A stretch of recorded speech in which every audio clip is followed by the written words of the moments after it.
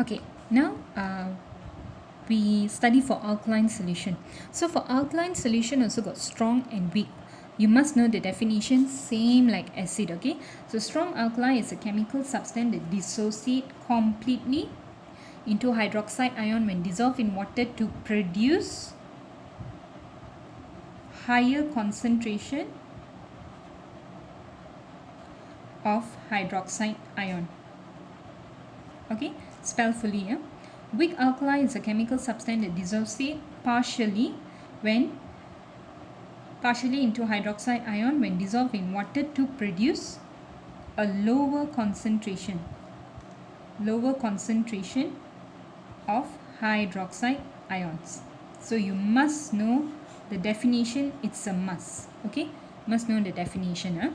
Next, example of strong alkali only got two: sodium hydroxide, potassium hydroxide. Just remember this is enough, no need to know any other. For example of weak alkali, only remember one: ammonia solution. When ammonia dissolves in water, it will form this and this, but can you see here? It's a half arrow, meaning partially it can go back to this. But this one, let's say I dissolve it in water, it's a full arrow, meaning it will never go back, no reversible reaction. It will completely change into,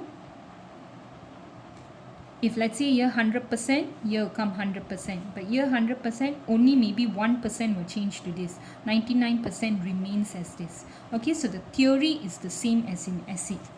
Strong alkali will produce higher concentration of hydroxide ion, so meaning higher pH value, so it's about 13, pH 13, pH 14.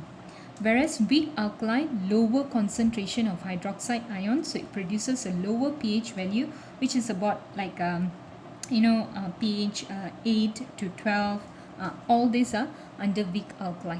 Okay, now the same for the rate of reaction is the same like for acid. Okay, which one is strong alkali? This one is strong alkali, this one is weak alkali. Although the concentration is the same, but when it dissolves in water, this one produces a higher concentration of hydroxide ion. This one produces a lower concentration of hydroxide ion. So that's why, can you see here, this one gives you a purple color, but this one blue. Purple is the purple, it means it's a very strong alkali. If it gives you a blue indicator, it tells you it's a weak alkali. And can you see the observation is different? Why? It's because of this. Okay, Ken? So it's the same concept as for acid. Now, let's just recap on the strength of acid and the strength of alkali. You have learned this in your Form 2, I think, pH 1 until pH 14. So you know 7 is the neutral. This is decreasing pH, this is increasing pH value.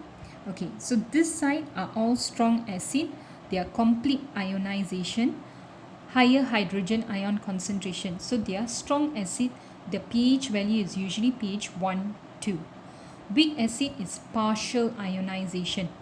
So they have a lower hydrogen ion concentration. Their pH value is between 3 to 6. This one, the rate of reaction will be very, very fast. Here the rate of reaction will be very, very slow. Okay. Examples of strong acid: hydrochloric acid, nitric acid, sulfuric acid, ethanoic acid, and another one was phosphoric acid. So you need to know. Then we talk about weak alkali, strong alkali. Weak alkali, partial ionization, lower concentration of hydroxide ion. And can you see the pH value is only 8 to 12. Whereas for this is 13 to 14. Example are sodium hydroxide and potassium hydroxide. For this one, ammonia solution. You need to know the definitions. Okay, so that's all for strength of alkali and strength of acid. So in the next lesson, I will teach you on the chemical properties of acid and alkali.